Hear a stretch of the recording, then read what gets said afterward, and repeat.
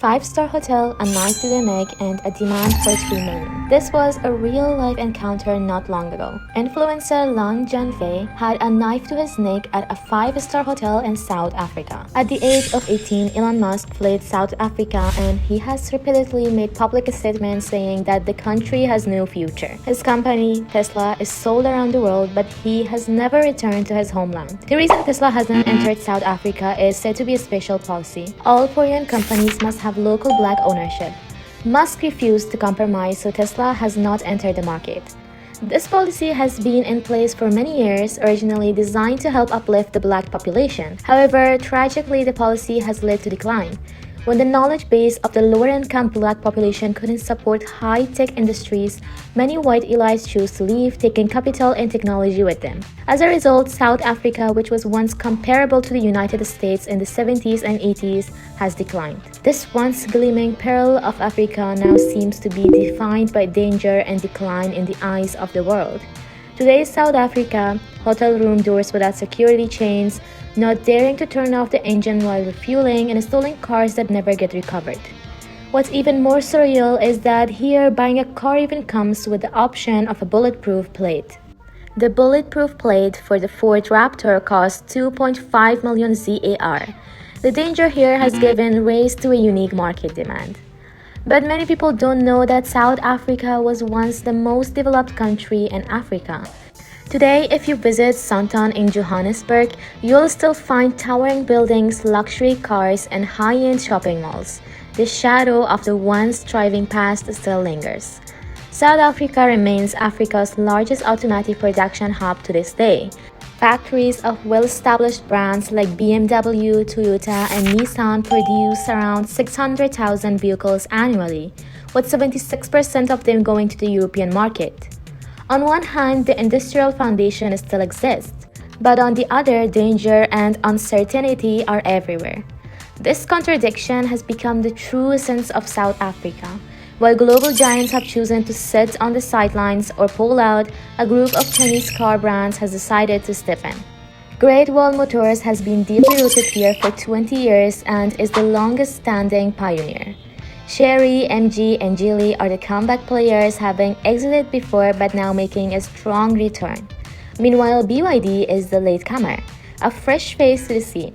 You might think this is going to be a hero's journey, but reality quickly delivered a punch to the gut.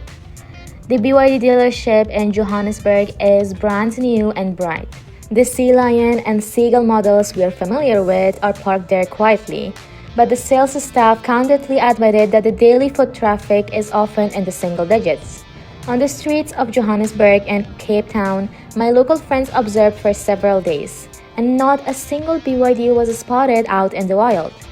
It's strange, BYD has been in South Africa for 3 years now, and it's the global leader in electric vehicle sales, so why does that seem invisible in South Africa?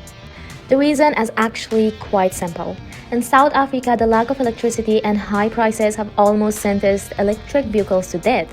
Power is the first obstacle for electric cars. South Africa still faces frequent power outages, often several times a day, and charging stations are a rare sight.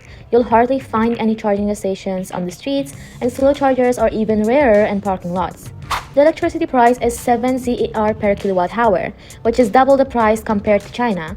In a country where even lighting can't be guaranteed, promoting electric cars feels like trying to sell luxury fish tanks in the desert. It sounds absurd. Price is the second hand that chokes the life out of electric vehicles in South Africa. The country imposes a 25% high tariff on electric vehicles, plus various excise taxes and VAT. A car that's meant to be affordable in China ends up costing double when it reaches South Africa. The cheapest BYD Seagull costs 340,000 ZAR, which is about 20,000 US dollars, while a similar fuel-powered car like the Volkswagen Polo Vivo is priced just over 200,000 ZAR. That's 140,000 ZAR price difference automatically rules out most average office workers. South Africa, the largest car market in Africa, has a new car market of over 500,000 vehicles annually. Yet last year, only 1,257 pure electric vehicles (EVs) were sold, less than the monthly sales of a popular dealership in China. On the roads of South Africa, 99% of cars are still fuel-powered. BYD, after entering South Africa over a year ago, has focused solely on pure EVs, so it's no surprise that sales haven't been great. However, another Chinese brand, Great Wall, is occasionally seen on the streets. Great Wall has been rooted in South Africa for 18 years and is currently the best-selling Chinese brand in the country. But Great Wall doesn't rely on EVs, and instead it's all about fuel-powered and hybrid vehicles. That's because South Africans love power, off-roading, and outdoor adventures. The road conditions here are complex and power is more important than range. Safety is valued more than smart features. BYD quickly adjusted its strategy, temporarily downplaying pure electric vehicles, EVs, and focusing on hybrid pickup trucks. The Shark 6 now comes with a 1.5T engine, and next year a 2.0T version will be launched. When the Shark 6 pickup truck was released, it became BYD's best-selling model in South Africa. After all, in a country where electricity is unstable, having both fuel and electric options is the ideal solution to ease anxiety. BYD began making more practical changes, and marketing relying solely on large billboards proved limited. They started learning from local wisdom, much like when Hisense's sponsorship of the South African national rugby team boosted brand awareness. BYD realized it needed to resonate with South Africans' cultural pride.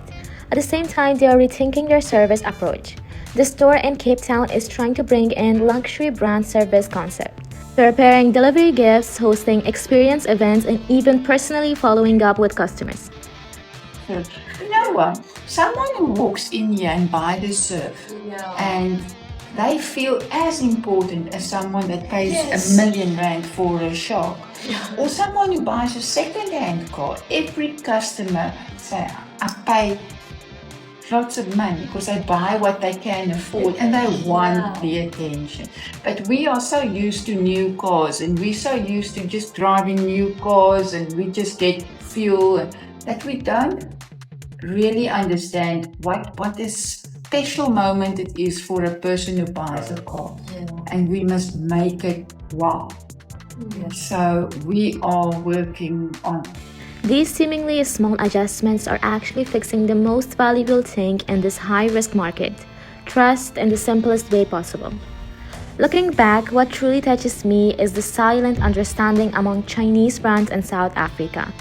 Chery, with its pricing close to domestic levels, has earned the reputation of a conscientious brand. Great Wall has conquered the outdoor market with hybrid SUVs. BYD, after facing setbacks with pure electric vehicles, turned the tide by focusing on hybrids. They didn't step on each other's toes, but instead gradually pried open different corners of the stock market. Last year, I probably wouldn't have paid much attention to the South African market, but this year I can see that change is happening. In the first half of this year, plug-in hybrid vehicle sales in South Africa increased by 162%, and Chinese brands overall grew by 89%. Although the base is still small, the momentum is building. What's more important is that the South African government has realized that an automotive industry dependent on Europe won't survive if the EU enforces a ban on fossil fuel vehicles in 2035. If they don't transition to electric vehicles, their export markets will be lost. The South African government is also pushing for a 150% tax reduction on electric vehicle investments starting in 2026. The window of opportunity is slowly opening. Today, South Africa is still dangerous, the power grid is still fragile, charging stations are still scarce, and streets are still dominated by gas-powered vehicles.